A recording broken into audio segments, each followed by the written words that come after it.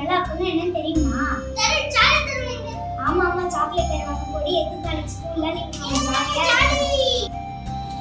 நீங்க ரெண்டு பேர் சொல்றது கரெக்ட் தான். ஆனா சுதந்திர தின விழானா சாக்லேட் மட்டும் கொடுக்க மாட்டாங்க.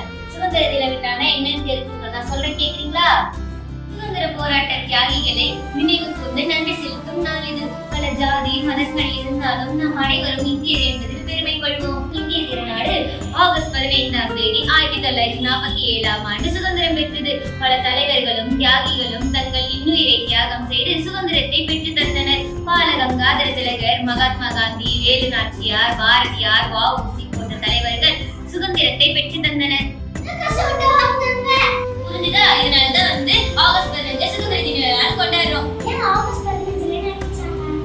தெரியும். அந்த கேள்விக்கு பதில் எனக்கு தெரியும். இரண்டாம் உலகப் போரில் ஆகஸ்ட் மாதம் 15ஆம் தேதி ஜப்பான் சரணடைந்தது. அதை நினைவு கூறும் விதமாக இந்தியாவுக்கும் ஆகஸ்ட் 15 சுதந்திரம் அளித்தது இங்கிலாந்து.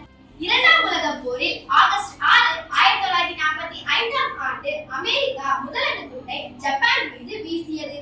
ஆகஸ்ட் 9ஆம் தேதி 1945ஆம் ஆண்டு இரண்டாம் அணுகுண்டு வீசப்பட்டது. இந்த இரண்டு அணுகுண்டுகளுக்கு பிறகு ஜப்பான் முழுவதுமாக சரணடைந்தது. இந்தியாவுக்கும் ஆகஸ்ட் 15ஆம் தேதி சுதந்திரம் வழங்கியவர் மவுண்ட் பேட்டன். இவர் தான் அன்றைய பொறுப்பாளராக இருந்தார். இது மட்டும் இல்லாம நிறைய சுதந்திர வீரர்களும் நம்ம சுதந்திரத்துக்காக போராடி இருக்காங்க. அவங்க யாரெல்லாம் நம்ம பார்க்கலாமா?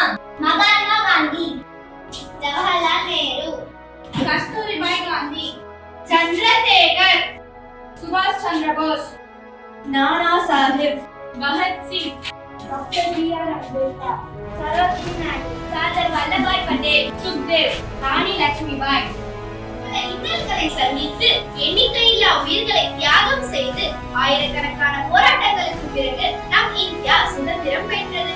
இப்படி கிடைத்த சுதந்திரத்தை நாம் சரியாக சுவாசிக்கின்றோமோ? சுதந்திரத்தால் எல்லை மீறுகிறோமோ? இன்று இந்தியா ஒரு வல்லரசு நாடாக உருமாறிக்கொண்டு இருக்கிறது. பொருளாதார நிலையில் உலக அளவில் 5ஆம் இடத்தை அடைந்துள்ளது. அறிவியலில் நிலவியல் 4வது நாடாக உள்ளது.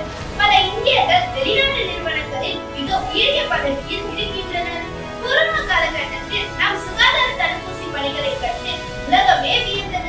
இந்தியா அதிக மக்கள் தொகை கொண்ட நாடு என்ற போதிலும் பெரியம்மை, போலியோ ஆகிய இருபெரும் தொற்று நோய்களை வேரோடு அழித்து உலகுக்கே முன்னோடியாக உள்ளது என்று மைக்கேல் ரியான் கூறினார். இந்தியா கொரோனாவுக்கு எதிராகவும் போரிடும் ஆற்றல் கொண்டது என்றும் இந்தியா போன்ற நாடுகள் இந்த முறையும் உலகுக்கு வழிகாட்ட வேண்டும் எனவும் அவர் கூறினார். கணினிமயமாக்கப்பட்ட டிஜிட்டல் இந்தியாவும் உயர்ந்திருக்கிறது. இயற்கையை பாதுகாப்பதிலும் இந்தியா பல நாடுகளுக்கு முன்மாதிரியாக திகழ்கிறது. இந்த அனைத்து சாதனைகளும் செய்த இந்தியா தற்போது தடுமாறுகிறது. உதாரணமாக அரிசி விலையிலும் தக்காளி விலையிலும் பற்றி நாங்கள் சொல்லி நீங்கள் தெரிந்து கொள்ள வேண்டிய அவசியம் இல்லை. தற்பொழுது நடக்கும் மணிப்பூர், ஹரியானா சம்பவங்கள் நமக்கு மிகவும் வேதனையை அளிக்கிறது.